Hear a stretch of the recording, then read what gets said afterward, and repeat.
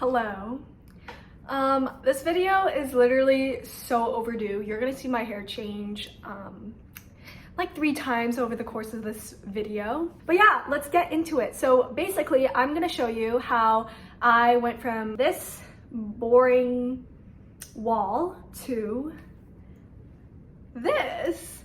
So my main goal with this project was to just bring a little more personality to the apartment and a little more color because it was just plain white and ugly in my opinion. I shared the entire process with you guys on Instagram and I had a couple of people reach out about questions. So in this video, I will go in depth about the materials that you need, the steps to put up the wall, and some tips and tricks that I learned along the way. Okay, so the first step is to make a plan. So this is where you're gonna measure out your wall, see how much space you're working with, and then decide how many panels do you want, how wide your panels are gonna be, and how thick the actual molding of the panels are. This was my plan. So I measured out the length and the width, and then I decided that I wanted to have 4 panels, so I split it in 4. I kind of drew in where my bed, because it's my bedroom, so I knew like I want to see where my headboard would rest in relation to the wall paneling. Once you figure out the length and the width of your moldings, calculate the perimeter so that you know how much material you're buying when you're at the store. Just for reference, the width of my room was 116 inches. I decided to put 4 panels. Each panel had a width of 24 with 3 inches in between each panel. So in every direction. So that makes sense, right? I'll draw like a diagram here to make it clearer, but yeah, those are my numbers. All right, step 2 is getting your materials. So obviously the most important part is getting your molding. And this is the molding that I went with. It's a pretty thin molding and it's also super simple. I'd say this is like width of 1.5 inches. And based on how much material you need, make sure you're getting enough. And maybe get some extra in case you mess up. In addition to your molding, you will need obviously a ruler to measure out your pieces. You will also need this, I forget what it's called, but you need this to make sure that you are putting on those moldings straight. You will also need a saw. If I had the choice to choose between an electric saw and a manual saw, I would go with the manual saw because it's a little more precise. But if you only have access to a manual saw, which was my case, that's also fine. Just make sure to get this tool, which will help you cut at that 45 angle. Not necessary, but I would also recommend you get some sandpaper so that you can fix up raw edges.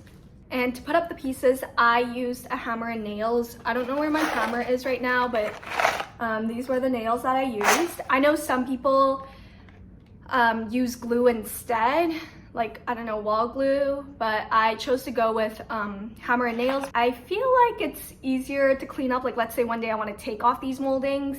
It's just a hole that I have to fill out instead of like glue that will definitely mess up the wall. But honestly, whatever you choose should be fine. And finally, I also used this wall filler, which I will explain what I used it for later in the video.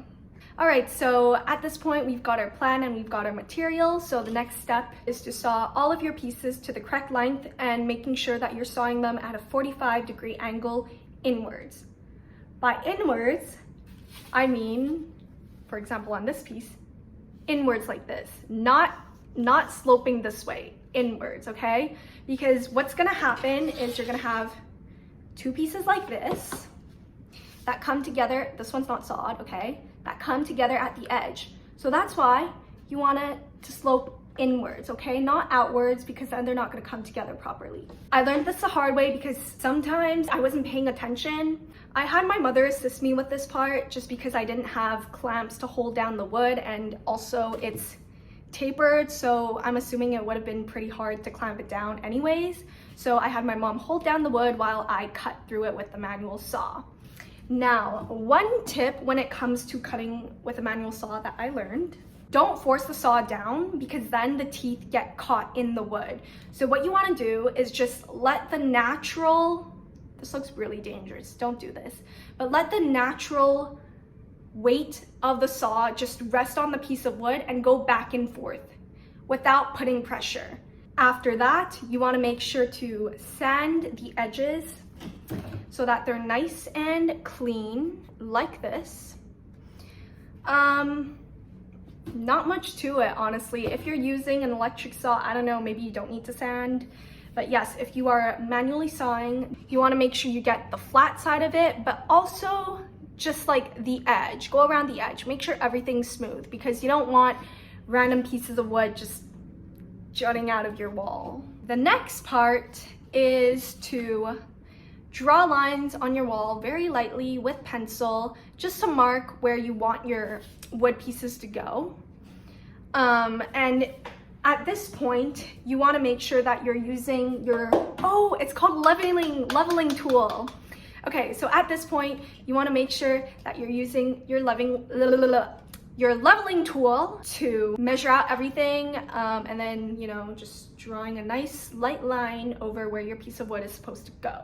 Once you know where your piece is gonna go, again, you're probably gonna need someone's assistance for this part to hold your piece down.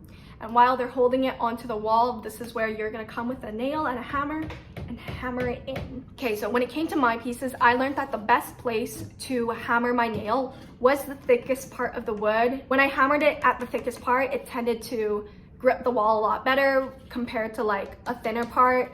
Often when I hammered it on the thinner part, it would cause cracks in my molding, or it just like would stay loose. The number of nails that you put on every molding really depends on your preference, but for me, I found that 3 nails did the job pretty well. So I would start with like one end, then I would put the other end, and then I would finish it off with a nail in the middle. Keep in mind, the most important part out of all of this is making sure that you're using the leveling tool, adjusting as you go. When I'm talking about this, it sounds really easy, but there's a lot of back and forth with the leveling tool, with the rulers, and it can be frustrating because sometimes your pieces don't fit perfectly, so you'll have to adjust as you go. So basically, once you've put on all your pieces on the wall, you've hammered them in, there's gonna be flaws no matter what you do.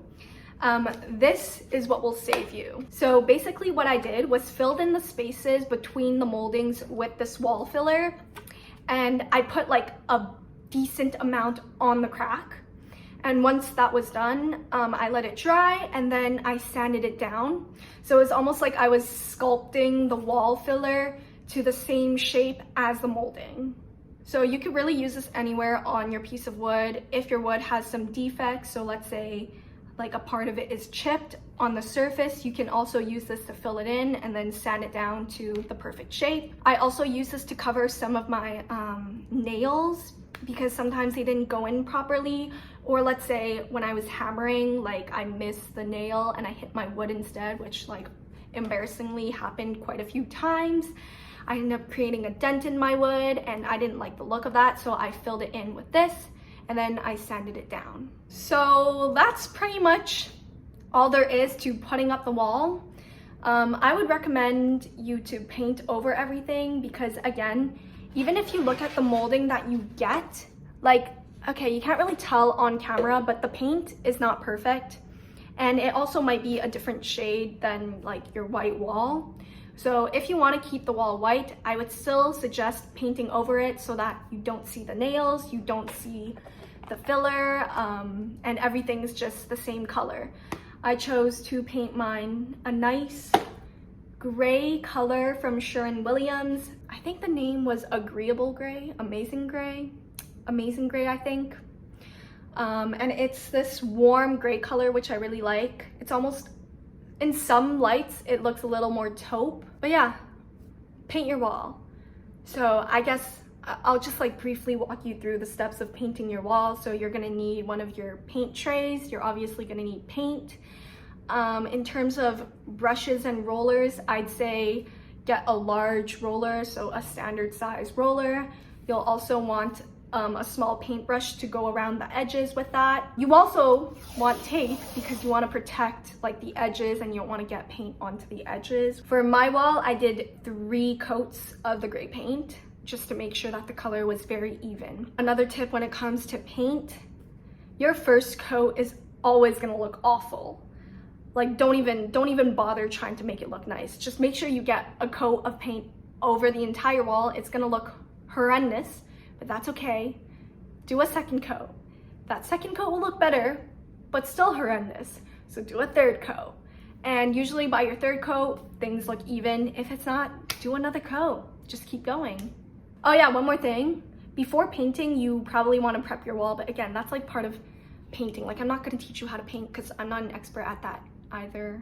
I mean, I'm not an expert at anything, but like, I feel like there's a lot of videos that you can watch, like how to paint a wall, you know, they'll go through the process of like prepping the wall. This project probably took me a total of a week. Obviously, I wasn't working every day. I worked like 4 or 5 days out of the week, and not like every waking hour that I had. I'd work, I don't know, like 3 hours, 5 hours. So yeah, it's definitely a commitment, but it's like a 1 week commitment, and now you've got a beautiful wall. So if you do decide to do it, let me know. If you have any other questions, you can leave it down below. That's pretty much it for this video. I hope you learned something. I hope this inspires you to do the same to your wall. If you're not subscribed, subscribe. I post random videos. I guess there's a theme to it. I like doing DIYs. I usually do clothing DIYs. This was a home DIY. Yeah, like, subscribe, comment. If you want to keep up with me on other platforms, it is also erica.sil. And I will see you guys in the next video. Thank you for watching. Bye.